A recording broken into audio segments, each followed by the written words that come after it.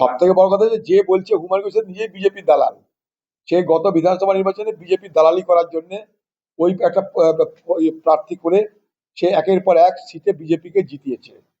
বাবরি মসজিদের নাম করে বিজেপিকে সে জেতানোর ব্যবস্থা করেছে, মুসলমান ভোটকে এক কাট্টা করেছে।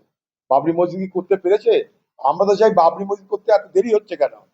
বাবরি মসজিদ না হওয়ার পিছনে কারণটা কি? এটা কমসে কম হুমায়ুন কবির সাহেব বলুন। বাবরি মসজিদের কতবার ভোট চাইবেন? আপনি তো বাবরি মসজিদ করতে চাইছেন না।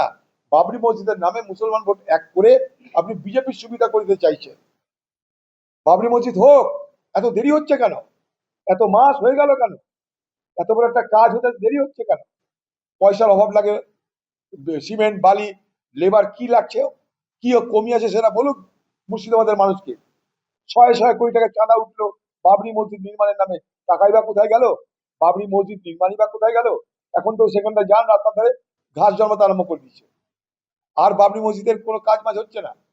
সেখানে একটা সময় মেলা হতো, ভিড় হতো, নামাজ হতো, কই সব বন্ধ হয়ে যাচ্ছে। কেন?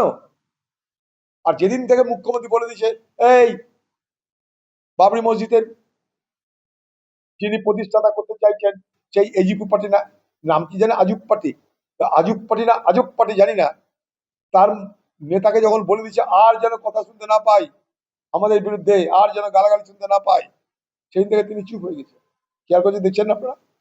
মুখ বন্ধ হয়ে গেছে আজব পার্টি, আজব না আজব পার্টি।